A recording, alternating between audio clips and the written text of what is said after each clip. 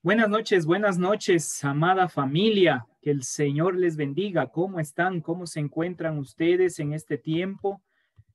Estamos en un tiempo de estudio de las Sagradas Escrituras. Especialmente estamos analizando la Besorá de Matitiyah, el Evangelio de Mateo. Estamos ya en el capítulo 25. Y hoy nos toca avanzar desde el 31 al 46. Es el estudio que vamos a estar realizando hoy. Bienvenidos a cada uno de ustedes a este tiempo. Mi querido pastor Edison, Dios le bendiga, bienvenido. Gracias por acompañarnos. También nuestro querido hermano Franklin.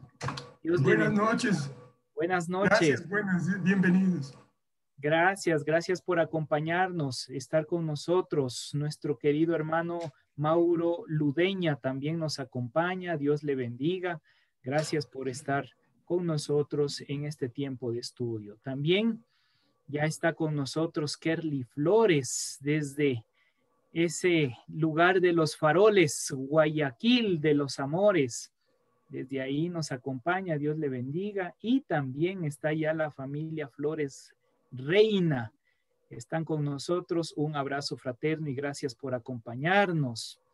Veo también que hay uno que dice Guerrero de Dios. Supongo que es nuestro querido hermano David. Que Dios le bendiga. Bienvenidos. También estamos, Sebas está ahí también conectado. Noelia con su familia. Gracias por acompañarnos. Marcelo Cepeda también ya está con nosotros. Nuestro hermano Reinaldo. Nuestra hermana María Augusta también ya está conectada. Fabricio Isurieta, Dani Vega. Dios les bendiga a cada uno de ustedes y bienvenidos. Vamos a empezar este tiempo con un tiempo de oración y voy a pedirle a mi esposita que por favor nos dirija en oración para tener un tiempo lindo delante del Señor y darle gracias al Padre. De hecho, mi esposita está acompañada hoy día. Está aquí su abuelita, está aquí con nosotros. Entonces, estamos acompañados de una gran bendición en nuestra casa. Esposita mía, guíenos en oración para empezar. Mis hermanos, muy buenas noches con todos. Que el Señor les bendiga esta noche. Qué bueno que podamos estar juntos, escuchando nuevamente la palabra del Señor y que no nos cansemos de ella, que siempre sea como esa parte importante, fundamental, lo primero en nuestras vidas. Oremos. Señor Jesús, gracias por esta noche, gracias por la oportunidad de aprender más de ti. Gracias, Padre, por la oportunidad de amarte y que nos ames, Señor. Gracias, Padre, porque entendemos que cada circunstancia, cada cosa que pasa en nuestra vida es porque tú lo permites, Padre. Dejamos nuestra vida, nuestra voluntad en tus manos y permite, Padre, que siempre te podamos oír y que nuestro egocentrismo, nuestro orgullo, siempre estén bajo tu dominio. Te amamos y te adoramos. En Cristo Jesús. Amén. Amén. Qué bendición, qué bendición. ¿Sí me escuchan fuerte y claro? ¿Estamos bien? Ok, muy bien, excelente, excelente. Sí, pastor, buenas noches, qué gusto. Mi querido pastor, muchas gracias. Muy bien, vamos a abrir nuestras Biblias en la Besorá, el Evangelio de Mateo, Mateo capítulo 25. Desde el verso 31 hasta el 46 nos toca estudiar hoy. Así que papel y lápiz, apuntemos, no la canción, sino la enseñanza.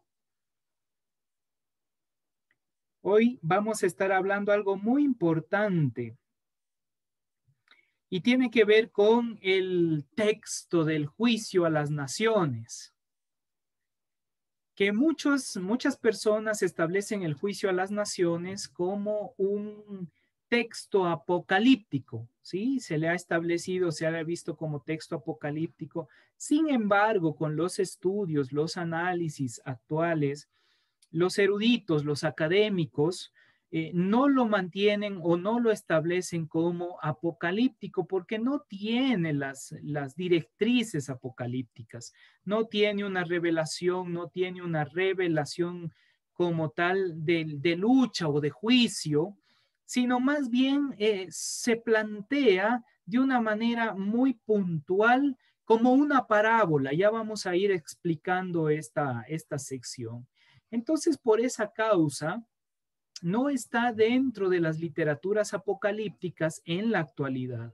Claro, obviamente, hasta el siglo XIX, ya para mediados del siglo XX se empezó a cambiar esa idea, pero hasta el siglo XIX sí se mantenía como un texto apocalíptico, ¿sí? Pero ya poco a poco, mediante los análisis, estudios y avances, la mayoría de los académicos establecen que no hay que entenderlo como una apocalíptica, ¿sí?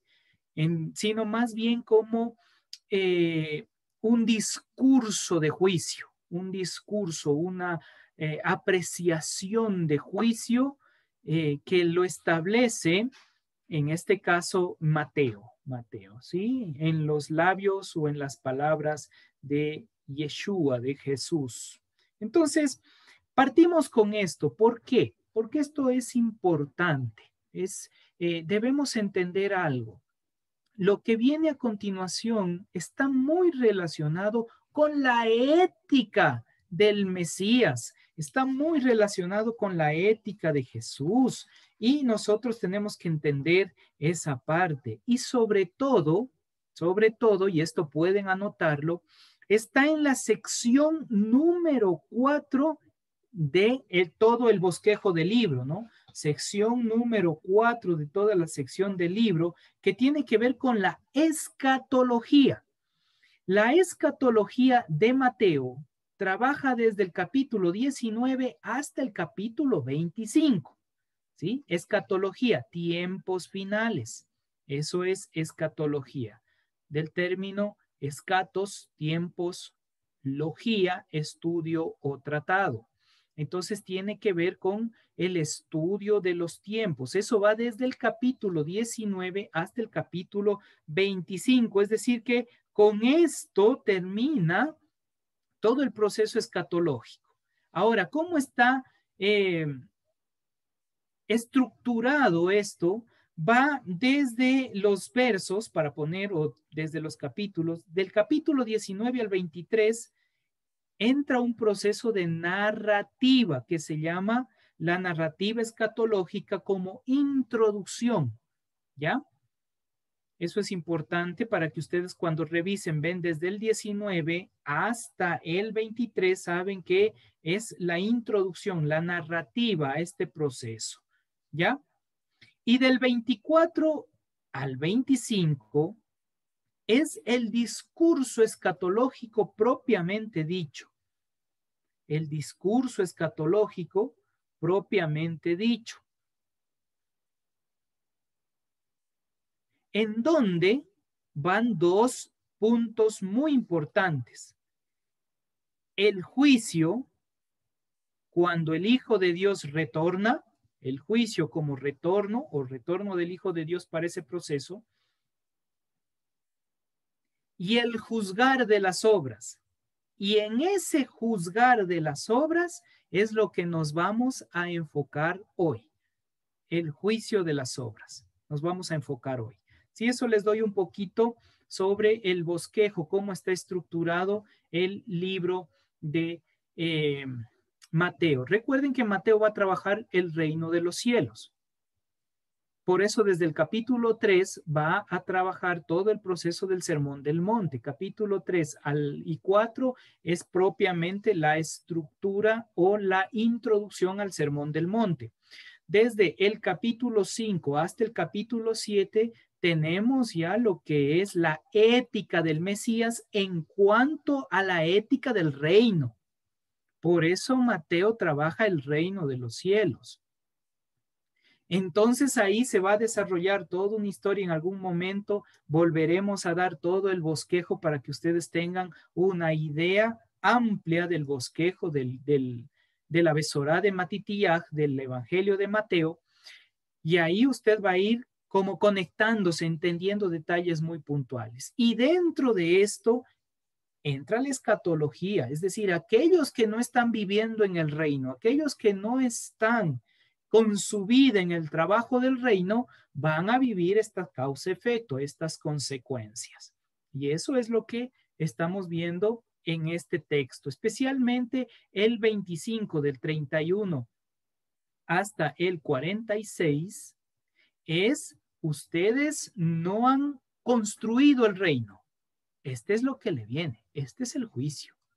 Entonces no ha vivido la ética, no han trabajado en la ética, no han vivido en la misión del reino, no han estado realizando o protegiéndose como iglesia en esa construcción del reino, entonces esta es la causa-efecto para sus vidas. Recuerden que Mateo es uno de los libros más pedagógicos que existe en el Nuevo Testamento, ¿sí? Es uno de los más lindos para aprender la línea del reino. Ese es uno de los más lindos. Muy bien, entremos en materia, entendiendo esto. Partimos de lo siguiente. Desde el verso 31 va a hablar de algo muy interesante que ya viene hablando el texto. En el 24 habíamos visto que habla del Hijo del Hombre, de la venida del Hijo del Hombre, y estuvimos trabajando en cuanto a todos esos procesos, ahí sí, en el 24, desde una postura, una perspectiva más apocalíptica. Pero aquí va a trabajar tres puntos fundamentales en cuanto a, ¿cómo decir?, personajes que se manifiestan. Número uno es el Hijo del Hombre. Número uno, primer personaje que va a mostrar Mateo es el Hijo del Hombre. Pero luego va a presentar al Rey. O sea que hay una segunda parte, un segundo segmento, por así decirlo.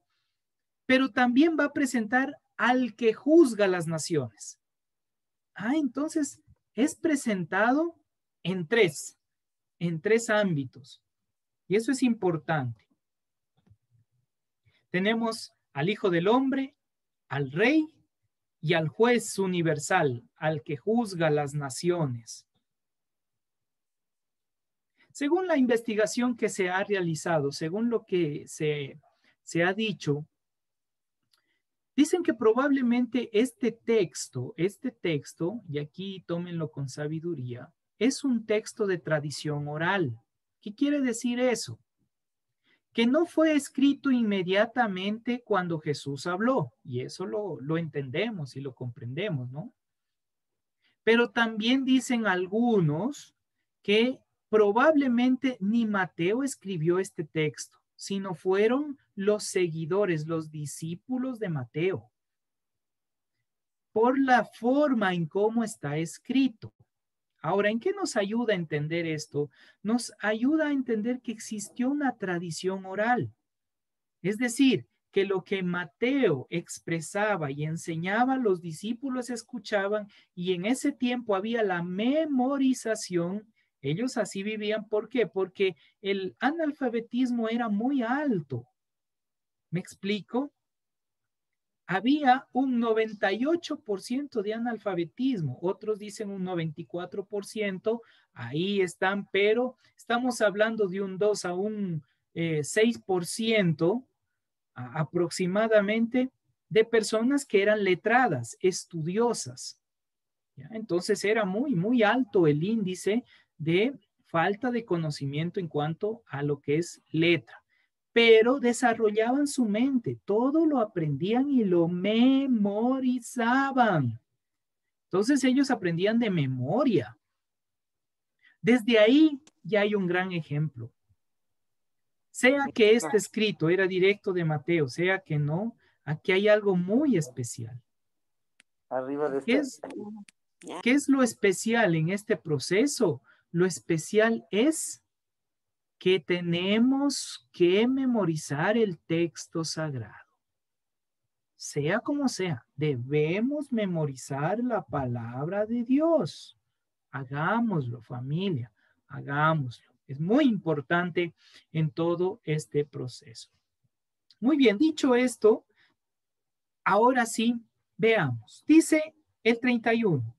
Cuando el Hijo del Hombre venga en su doxa, dice el griego, en su gloria, pero esta palabrita en el arameo es en su esplendor, es decir, en su divina presencia, en su presencia plena, en su máxima, por así decirlo. ¿Ya? Entonces está diciendo cuando el Hijo del Hombre venga en su plenitud y todos los santos ángeles con él, que tiene que ver con esa manifestación divina, entonces se sentará en su trono de esplendor, en su trono de plenitud. Esta frase nos está mostrando lo que ya estaba presentado en Daniel capítulo 7. ¿Recuerdan que ya hemos venido estudiando eso? Que dice que está el anciano de días y el Hijo del Hombre estaban presentes. Pero el anciano de días, que hace referencia al Dios Todopoderoso, es el que juzgaba. De acuerdo a Daniel, es el que emite el juicio. Pero aquí entra el proceso teológico, la reinterpretación que lo hace el Mesías, en este caso Yeshua, y ya no solo le muestra al Hijo del Hombre como alguien que estaba observando, sino que esta vez el que está observando ahora actúa, ya no está pasivo, ahora va a estar activo. Entonces esto es una reinterpretación que está realizando de los textos antiguos. Y esto es lindo para que usted y yo podamos entender que el Mesías reinterpreta lo que ya está en el Antiguo Testamento. Por eso entendamos, Él no vino a abolir la ley, Él vino a mostrarnos la plenitud, hacerlo pleno, mostrar lo que sí podemos vivirlo y disfrutarlo. ¿Sí? Entonces, Él reinterpreta y dice, ok, entendamos desde esa línea. En Daniel se presenta al Hijo del Hombre pasivo, solo observando, pero ahora se va a manifestar activo. Y el momento que establece en el trono tiene algo muy puntual. Oiga, qué lindo. ¿Por qué? Porque dentro de la idea judía de ese tiempo, el que estaba sentado al trono es el Mesías. ¿Se da cuenta? El Mesías era el único que podía sentarse en el trono. Pero ojo a esto, luego vamos a explicarlo. No es el que juzga. Aunque el Mesías esté sentado en el trono, no juzgaba de acuerdo a ese lineamiento. No emitía el juicio final, dicho en otras palabras. Pero nuevamente vemos en este texto más adelante, cuando aparece desde el verso 34, vamos a ver al Mesías juzgando. O sea que hay un desarrollo teológico en el proceso. Hay un desarrollo del entendimiento de Dios progresivo hecho por el Mesías, hecho por Yeshua, por Jesús. Oiga, qué lindo cómo Él lo presenta. Y esto nos ayuda a nosotros ver y comprender cómo Él comprendía las tradiciones judías en el tiempo antiguo. Cómo Él lo va perfeccionando, lo va haciendo especial, que era algo muy común ya de la escuela de Hillel y Shammai, de los fariseos en ese tiempo, pero Él trabaja de una manera para dar plenitud. Hermoso ver el pasaje en esos ámbitos. O sea, imagínense que él no solamente dijo, hey, yo soy el Mesías y ahora sí todos obedézcanme. No, sino él dice, yo soy el Mesías prometido y lo voy a mostrar haciendo una reinterpretación de lo que ustedes han venido aprendiendo desde siempre.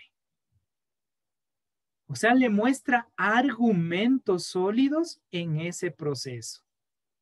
¿Sí? Vamos entendiendo. Por eso es la parte concluyente del proceso escatológico.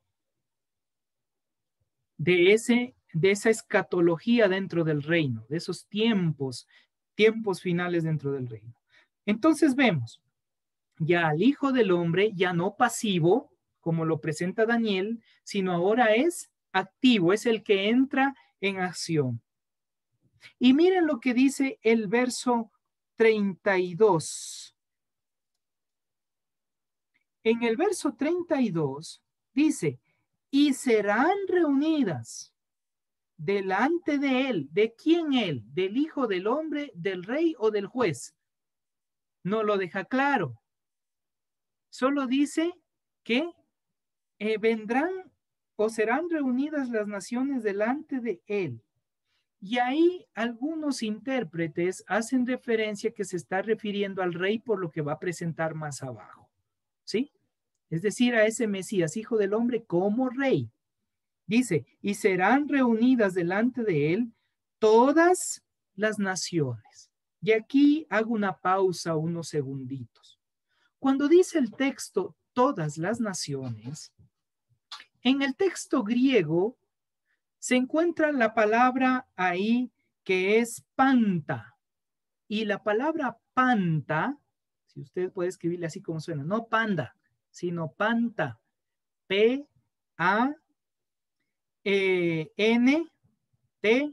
panta. No panda. No. Eso es más en línea asiática. Entonces, ¿qué dice? ¿Qué traduce panta? Traduce todo, pero no un todo general, completo. Oiga, esto llama la atención, porque el todo completo es la palabra holis. Es holístico, dicho en griego.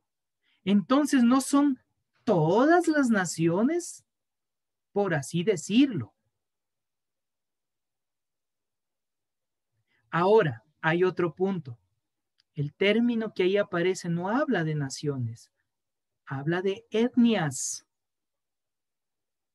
habla de tribus, porque en ese periodo tiempo aún no estaba establecido el término nación.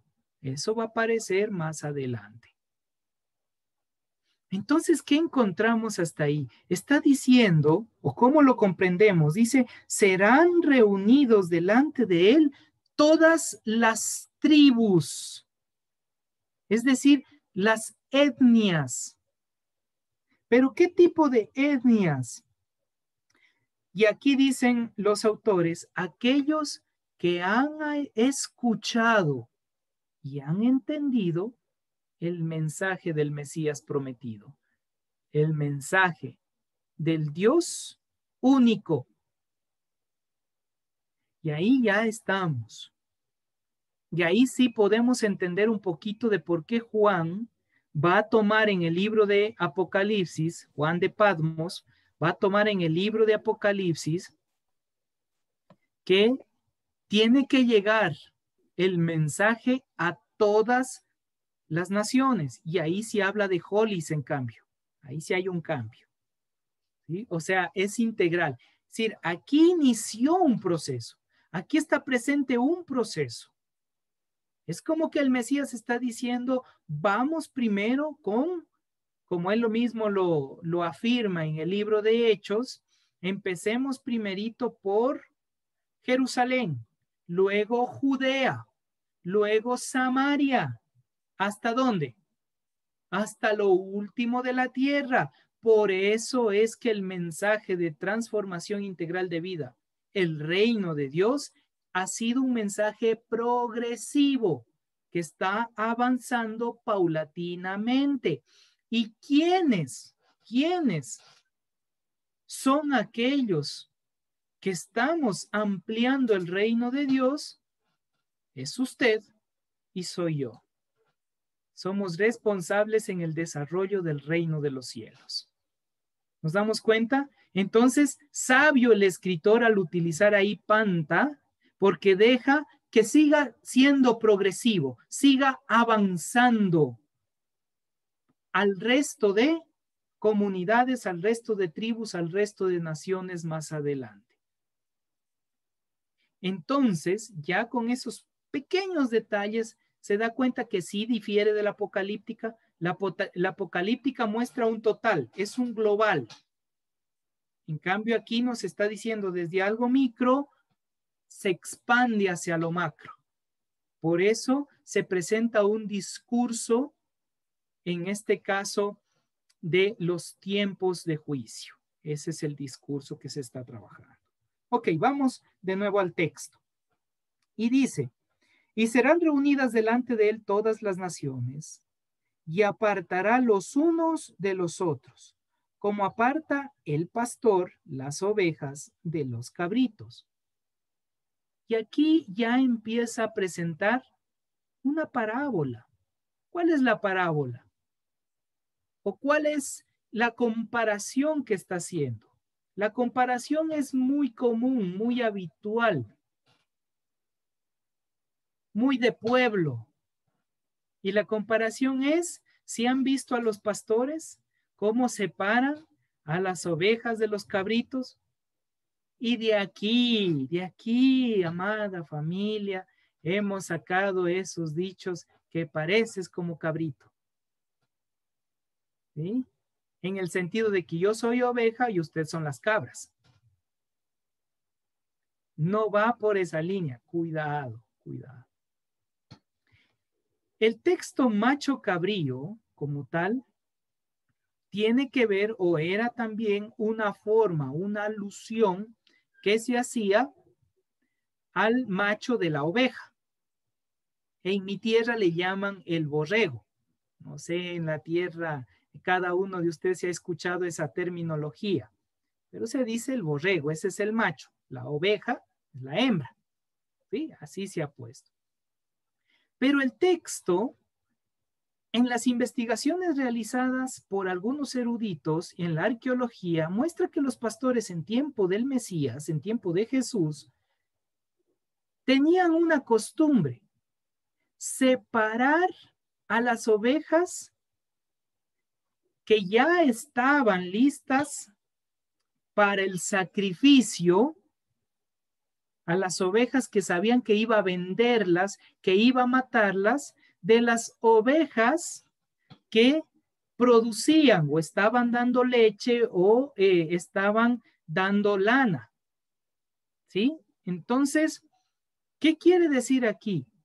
Que el momento que hace la separación el pastor está diciendo, estas ovejas ya están listas para ir al matadero. Estas ovejas todavía tienen un propósito porque están cumpliendo una obra, me están ayudando, están en un servicio para mí.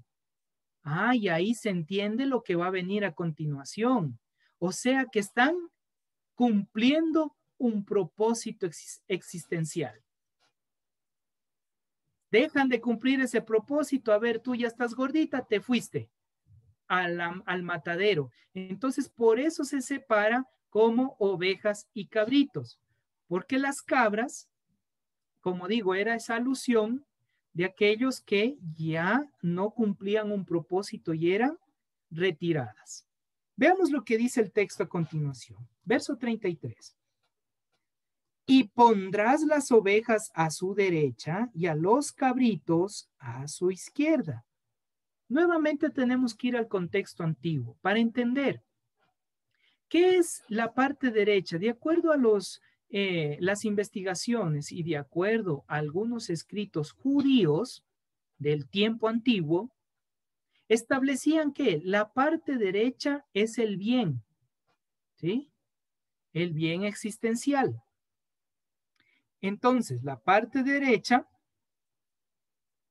tiene que ver con ese bien o ser bueno o estar cumpliendo un propósito. Eso es muy importante, estar cumpliendo un propósito. Entonces, cuando usted está cumpliendo un propósito, también va esa línea de ser separado a la derecha. No estoy hablando de mano derecha. Eso ya tiene otro símbolo dentro de la apocalíptica, ¿sí? A veces nosotros le metemos todo en un costal y decimos, como dice derecho y aquí habla derecho, entonces lo mismo ha de ser. No, tenemos que ir entendiendo cada texto y cada palabra de acuerdo al autor. Entonces, aquí, cuando hace referencia a que eran separados a la derecha, están diciendo, están cumpliendo un propósito, tienen una obra, están viviendo una obra, pero separado a la izquierda, tiene que ver con el mal proceder.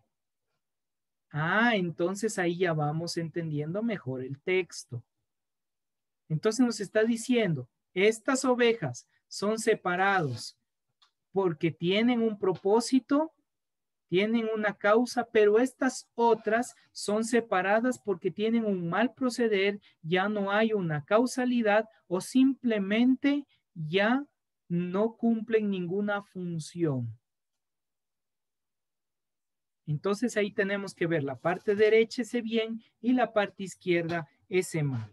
Dice el 33, y pondrá las ovejas a su derecha y a los cabritos a su izquierda. 34, entonces el rey, a ver,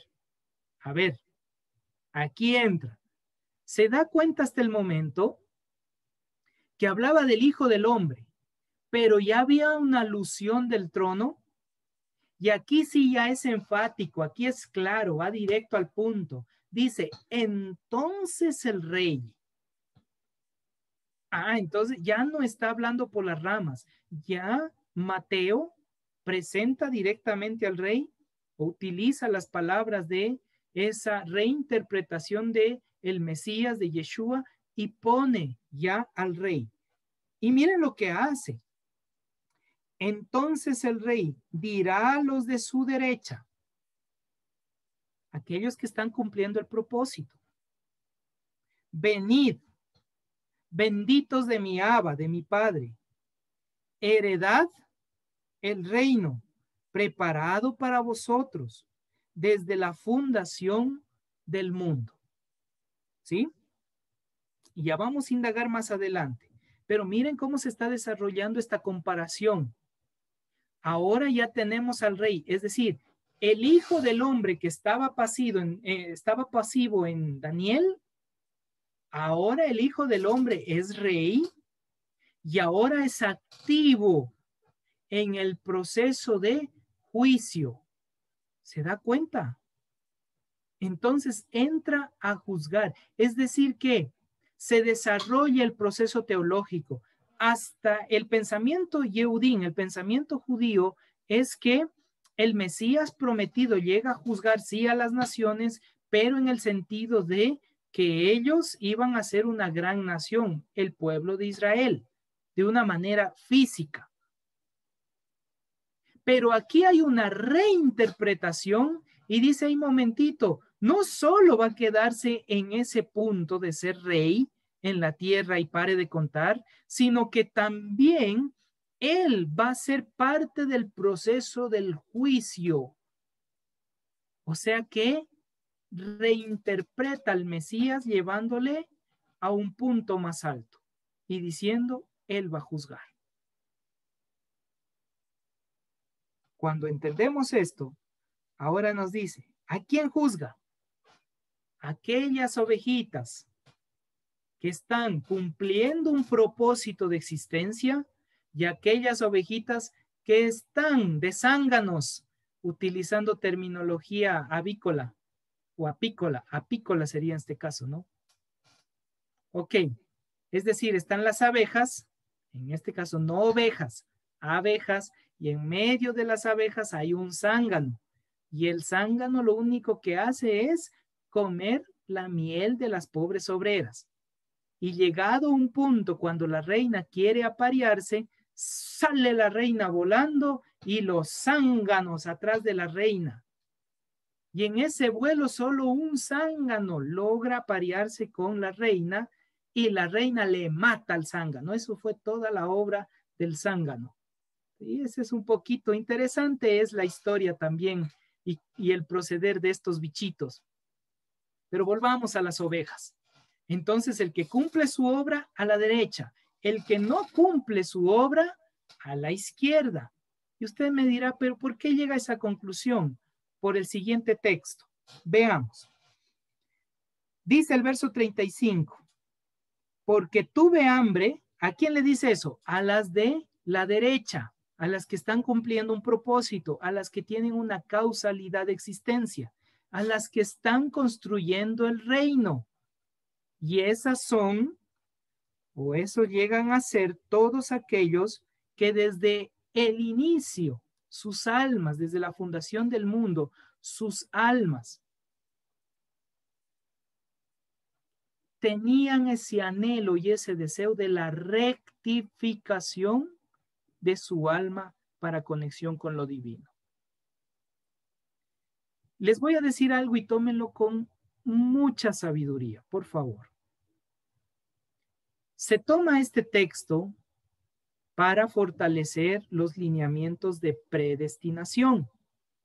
Se toma también este texto. Es verdad, si tomamos línea de Calvino y leemos un poquito los escritos de Calvino, ahí expresa justamente de este texto y habla de que este texto plantea una predestinación. Pero si tomamos la otra línea teológica que es arminiana, que es en cambio por gracia o la bondad de Dios directamente, siempre va a haber ese choque de poderes. Pero aquí, familia, no está fundamentando predestinación. No está fundamentando, no es un fundamento de predestinación, porque habla, cuando hace referencia que desde la que fue preparado para vosotros desde la fundación del mundo, fue preparado para vosotros. ¿Qué fue preparado para ellos? El reino.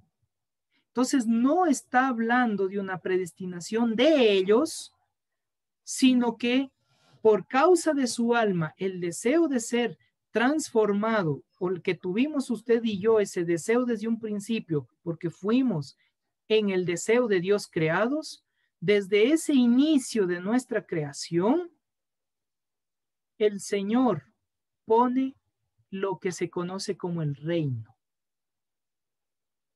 Y el reino está presente para que nosotros podamos estar en el reino y construir para cumplir así el propósito con que fuimos creados, el propósito por el cual estamos en este mundo, que tiene que ver con la rectificación de nuestra alma.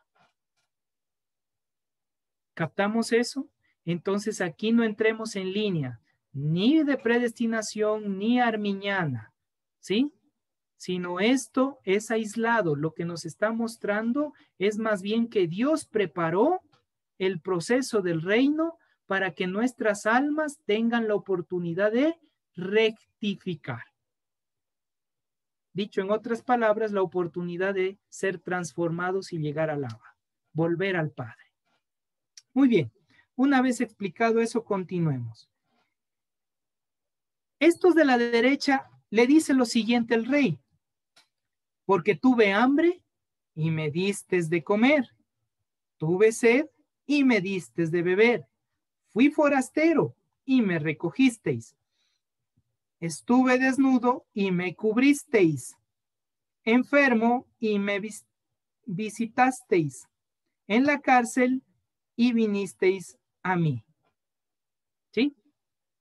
Todas las veces que ustedes revisen ese, cubristeis, visitasteis, vestisteis.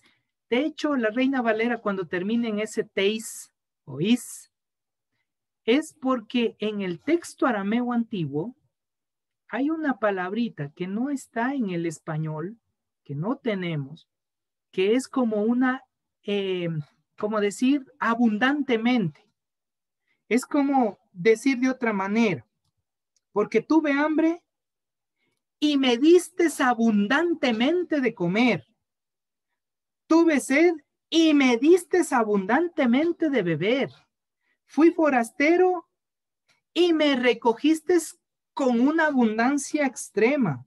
Estuve desnudo y me cubristeis abundantemente. O sea, es abundante. No es solamente como decir, ya porque me toca, toma. ¿Se da cuenta? Entonces, claro, eso en el español casi nosotros no le tomamos en cuenta, pero cuando ya manejamos un poquito más el idioma, oiga, qué lindo entender que le está diciendo, cuando tú hagas la obra de la construcción del reino, hazlo apasionadamente. Da lo mejor de ti. O sea que viene un mensaje. ¿Recuerden las 10 vírgenes? 5 de ellas insensatas. Por eso trabaja esa parábola. Y las insensatas no quisieron seguir estudiando y abundándose en la palabra, en la luz de Dios. No fueron por el aceite. Después vimos los talentos. 2 de ellos trabajan arduamente para obtenerlo, lo que habían recibido y darlo. Pero uno de ellos, con miedo y temor, dice, no, yo mejor lo escondo, lo guardo aquí. No quiso hacer más allá de lo que tenía que hacer. Entonces es obvio, de acuerdo a los lineamientos que estamos revisando dentro de la hermenéutica, es obvio que este texto, cuando dice abundantemente, le está diciendo la intención de tu corazón en la construcción del reino. Por eso es que viene el verso siguiente. Miren lo que dice. El 37. Entonces, los justos le responderán diciendo, a ver, ¿no que eran las ovejas de la derecha? ¿Por qué le llama justos? Como que no cuadra, ¿no? Como que hay cosas que se brinca de un lugar a otro, trabaja de uno, pum, se brinca a otro y uno queda medio mareado. ¿Por qué le pone los justos? Por una causa, porque el rey les puso a la derecha. Ahora ya son llamados justos. O sea que cuando usted está construyendo el reino, cuando usted está en la obra del Señor, cuando usted está involucrado, usted es llamado justo. Y usted me dirá, pero pastor, el texto dice, no hay justo ni aún uno, ¿sí? Es verdad. Pero entendamos también el contexto. Aquí, ¿quiénes son los justos? Los que están a la derecha del rey. Es decir, aquellos que están viviendo su propósito. Entonces, ¿qué hace Dios? Nos mira nuestro actuar diario, nuestro comportamiento diario, y Él nos llama justos. Oiga, qué hermoso. Dígame si la bondad de Dios no es tan maravillosa, esa bondad infinita, que nosotros al estar involucrados en el trabajo, al estar involucrados en el reino de Dios, nos llama justos, nos hace justos. Y Pablo lo entiende claramente, claro, él lo lleva ahora desde el punto de vista del emuná, desde la fe, porque dice, justificados pues por la fe, tenemos paz con Dios. O sea, Pablo lo lleva a la acción de la fe, que es una obra, la acción de la fe. Ya vamos a entender eso cuando estudiemos también las cartas. Pero ahora enfoquémonos al pensamiento de Mateo. Entonces, Mateo nos está ya dando una clave. Usted es justo cuando el Mesías lo separa. ¿Y cuándo es separado? Cuando usted está cumpliendo la obra de Dios, es decir, la construcción del reino con la intención de su corazón en la voluntad de Él. Fija qué lindo. ¿Sí ve que es tan hermoso el texto? ¿Cómo nos va enseñando como a bebitos el texto sagrado? Para ir entendiendo y profundizando. ¿Qué más nos dice? Entonces los justos le responderán diciendo. Aquí utiliza un término muy interesante. Es Kyrios o curios cuando dice Señor. Oiga, pero no se utilizaba Kyrios o curios así nada más porque se le ocurrió al escriba. No. Sino que la palabra curios, que es la más antigua, Kyrios más actual, la palabra curios, oiga, esta palabrita hace referencia al Mesías Rey. Entonces, cuando dice Curios, Quirios, Señor, le está diciendo el rey. Y ahí nos deja que los justos le llaman Señor porque reconocen quién es Él. ¿Se da cuenta? No es simplemente porque, se me ocurrió. No, no, le reconocen, saben quién es el Mesías. Y por eso les llama Señor. Por eso le llamamos Señor, porque reconocemos quién es Él, quién soy yo, que es la base fundamental incluso de la oración. Reconocer quién es Él, quién soy yo. Continuemos. Entonces dice, los justos le responderán diciendo, Señor, miren la pregunta, ¿cuándo te vimos hambriento y te sustentamos? ¿O sediento y te dimos de beber? ¿O cuándo te vimos forastero y te recogimos? ¿O desnudo y te cubrimos? ¿O cuándo te vimos enfermo o en la cárcel y vinimos a ti? Y respondió el rey. Hay una respuesta directa del rey. Y respondiendo el rey, les dirá. En sus versiones va a aparecer desierto, digo, ¿sí o no? En la mayoría de sus versiones. En los que tienen otra versión, especialmente la versión Biblia para Todos, si no estoy equivocado, va a aparecer la palabra amén. ¿Sí? ¿Por qué hay ese cambio? Porque en el texto griego está amén, ¿sí? No está desierto, está la palabra amén, que también puede ser traducida como desierto, pero es esa interpretación o ese significado es ya como lo último dentro de los procesos de interpretación. Entonces está diciendo amén, o sea, el rey afirma, porque el amén es una afirmación directa. Oiga, qué lindo, o sea, no hay duda. No existe duda de parte del rey, hay certeza, hay seguridad plena. Por eso utiliza la palabra amén el escritor en este caso, para dejar claro y no dejar con dudas. Y está diciendo aquí, amén, os digo que en cuanto lo hicisteis a uno de estos mis hermanos más pequeños, a mí lo hicisteis. Y aquí utiliza adelphoi, que es hermanos. Pero hay algo muy bonito. Y hay varias preguntas cuando uno está realizando el estudio que le viene a la mente. Una pregunta podría ser, ¿se estuvo refiriendo a los hermanos de carne? Es decir, a los propios hermanos de carne de Jesús. ¿Estuvo refiriéndose a los discípulos que también eran considerados como esa hermandad? ¿Estuvo refiriéndose al pueblo en general? ¿A quién se refería con uno de estos hermanos?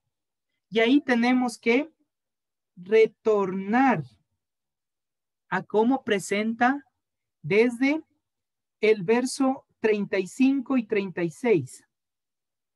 ¿Quiénes son esos que tienen hambre, están desnudos, están en la cárcel? Personas que socialmente necesitan ayuda. Y esto se le llama justicia social del reino. Así se llama esto técnicamente. Justicia social del reino. Es decir, los que más necesitan. Pero ¿recuerdan cuando tenía esas terminaciones las palabras? O sea, le estaba diciendo, no hay que darle solamente porque dice, le voy a dar una limosnita, un apoyo aquí. No, no, no, dice, cuando lo des abundantemente, es decir, con alegría. Te voy a dar, te voy a ayudar, te voy a apoyar. Ese acto de apoyo es un acto de hermandad del alma. Se entiende dentro de lo que es la sabiduría judía o sabiduría hebrea, que cuando nosotros entendemos o nos ponemos en los zapatos del otro en la necesidad del otro, nosotros llegamos a ser uno con él. Es decir, se crea una hermandad, un lazo, una unión especial. Y ese acto es porque estamos en este mundo para rectificar el alma. Y somos una sola alma en nuestro Dios, como dicen los Yehudim, en el santo bendito sea. Somos uno solo. En fragmentación, que eso tendríamos que ir explicando cuando se habla de la creación del mundo y lo que estaba antes de la creación del mundo, que hay estudios en esa línea. Entonces, en la fragmentación, ahora nos volvemos a ser uno, volvemos a unirnos, volvemos a apoyarnos los unos a los otros y se desarrolla el mandato del Mesías. ¿Cuál es el mandato del Mesías? Ámale a Dios sobre todas las cosas y ama a tu prójimo como a ti mismo. Oiga, y aquí hay algo muy importante, el amor al prójimo. Pero claro, primero a ti mismo, que esto explicaremos en otro momento lo que es el amor, primero a mí, ¿no? Como a ti mismo. Pero ahorita enfoquémonos, de acuerdo al texto, a lo que es el amor al prójimo. Entonces se desarrolla un amor de justicia social. Familia, usted y yo construimos el reino de Dios porque hay un amor de justicia social. Y eso es lo que el texto está diciendo. Que el Mesías prometido en su juicio viene y nos observará la intención de nuestro corazón en ese amor de justicia social. O sea que está dejando un precedente. No seas egoísta. Nos está dando un precedente. No vivas solo para ti, sino que otorga ese amor en justicia social. Uno de los males más grandes, uno dice, es el amor al dinero, el texto lo dice. Pero ¿cuál es el amor al dinero? Es el orgullo, el ego alto, sentirse superior al otro, pensar que el otro no sirve, que solo sirvo yo. Tener aires de grandeza, destruyendo al prójimo. Aquí el texto nos dice, hey, esos no van a entrar. Ya vamos a ver a continuación. ¿Quiénes sí entran? ¿Quiénes son separados? Las ovejas, los justos. Aquellos que están y estamos transformando diariamente nuestra vida, cambiando nuestro pensamiento, nuestro estilo de vida y amando en justicia social. Amando al prójimo. Y usted me dirá, pero pastor, ¿qué otros argumentos me da? Todavía no le creo. Ok. Veamos Proverbios 14:31, ¿ya? De una. Alguien me ayude con Proverbios 14:31 y otro con Proverbios 19:17, ¿ya? Hagámosle un poquito dinámico. Proverbios 14:31 y otro Proverbios 19:17. Esto está como esgrima bíblico. A ver quién más rápido encuentra. Ya tenemos Proverbios 14:31. Muy bien, mi querida Anita, vamos con usted. Amén. Proverbios 14:31 dice, el que oprime al pobre afrenta a su hacedor, mas el que tiene misericordia del pobre lo honra. ¿A quién honra? De acuerdo al texto. Al hacedor, a su creador. O sea, honrar al pobre, ayudar al pobre, pero no solo pobre en el sentido que no tiene dinero, ¿no? Sino el pobre en todos los aspectos, en sentido emocional, intelectual, etcétera, etcétera. Es decir, holísticamente.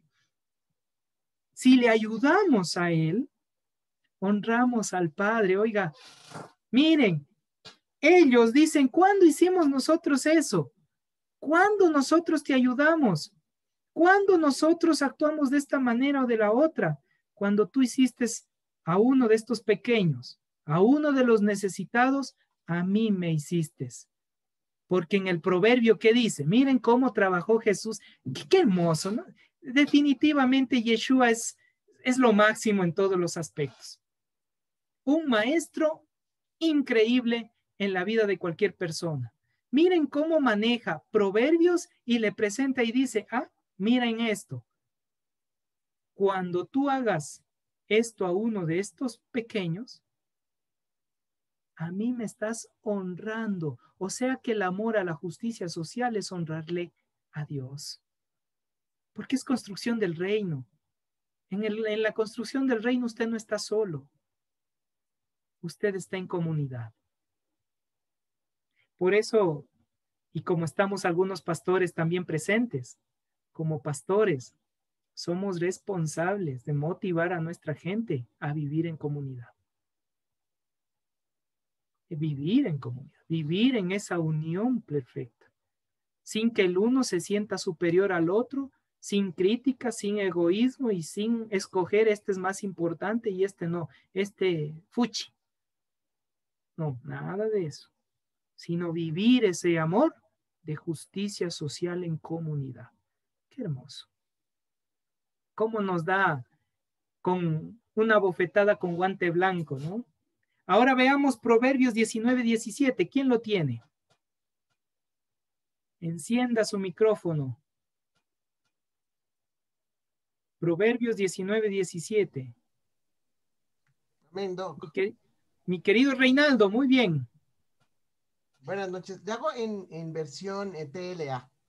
Ok. Prestarle al pobre es como prestarle a Dios, y Dios siempre paga sus deudas. ¿Qué dice ahí? Prestarle al pobre es como prestarle a Dios. Ojo, lo está diciendo Salomón, Shlomo. En su texto lo está diciendo clarito. Prestarle al pobre es como prestarle a Dios. Ahora, hay una realidad. Usted presta al pobre, sepa que difícilmente hay retribución, porque es una realidad. El término en hebreo que aparece ahí no es simplemente prestarle, sino es como el acto, yo te presto, pero es una bendición. Si en 7 años puedes pagarme, excelente. Si en 7 años no me puedes pagar, queda saldado tu deuda. Oiga, qué interesante. Si en 7 años me puedes pagar, muy bien, pero si no puedes, en 7 años queda saldado tu deuda. ¿Por qué? Porque cada 7 años se perdonaban las deudas. Pero nosotros pasa 20 años y todavía estamos recordando, este sinvergüenza se me llevó $100.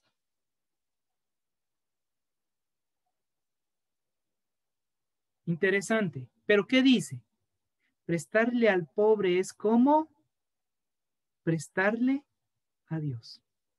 Para meditarlo, para reflexionar. Porque no es solo, recuerden, todos estos contextos que estamos hablando no solo es línea económica, sino es en todos los aspectos. Usted le presta su tiempo a las personas.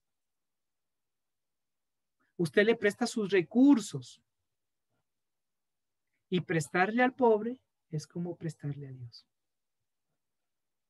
Entonces volvamos acá y miren qué lindo cómo el Mesías lo encarna, lo hace vivencial.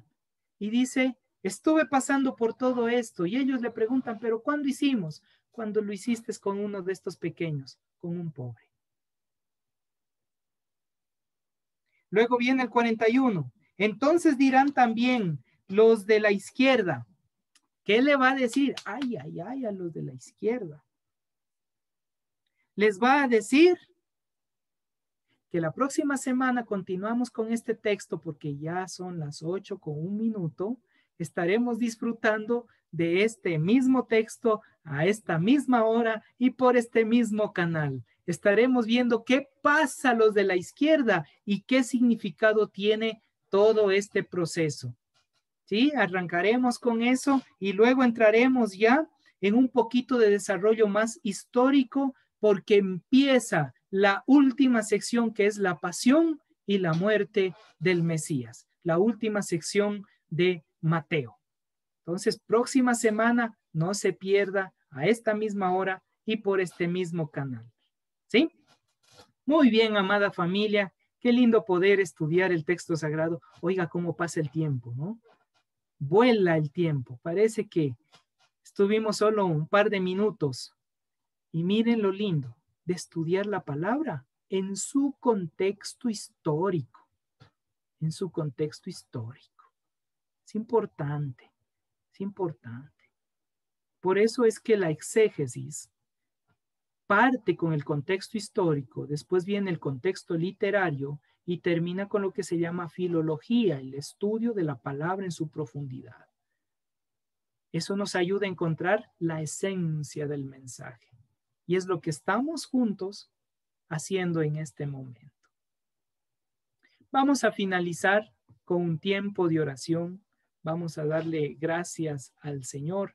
¿Y a quién no hemos pedido que ore por nosotros? Vamos a ver. Nuestra hermana, no sé si nuestra hermana María Augusta puede guiarnos en oración. Mi querida Magus, ¿es posible que nos guíe en oración?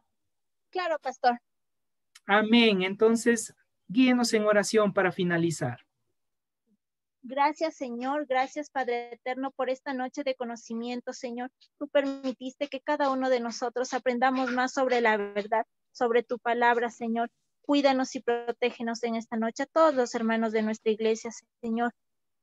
Permítenos acercar más a tu palabra y ser obedientes, como a ti te gusta, Padre. Cumplir tus mandamientos, tus leyes, Señor, para agradarte más, Señor. Te pido todo esto en el nombre de tu Hijo Yeshua. Amén. Amén. Amén. Amén. Qué bendición, qué bendición. Muchísimas gracias, amada familia. Que tengan unas lindas fiestas, disfruten, recordando siempre la encarnación del Mesías en nuestra vida, ¿no? No tanto a Papá Noel ni el pavo, ¿no? Eso es secundario. Hay que entender que este periodo, estas festividades, tenemos que encarnar al Mesías en nuestra vida. El que nace es el Mesías en nosotros, ¿sí? Así que olvídense del resto, no desarrollemos nuestro ego diciendo, no, es que el pavo ha estado feo, no, disfrute el regalo del Señor, disfrutemos juntos, que disfruten estas fiestas, que el Señor sea con ustedes y con algunos nos volvemos a ver el día domingo en nuestro tiempo especial que será el culto de fin de año, ya para concluir, porque el otro ya viene año nuevo, ya estamos a la vuelta de la esquina para el 2021 y a cada uno de ustedes, si no nos vemos, que el Señor sea con ustedes, que el Padre sea con sus vidas y disfruten la salvación, construyendo el reino en ese amor de justicia social y el amor unos con otros. Un abrazo. Amén. Que tengan una linda semana. Gracias, querido pastor. Una buena noche. Gracias, mi querido pastor. Bendiciones. Amén. Gracias, Gracias, pastor. hermanos. Buenas noches y una feliz Navidad y un próspero año. Gracias. Gracias, Un abrazo, pastor. Hasta hermanos. luego. Bendiciones. Gracias, bendiciones.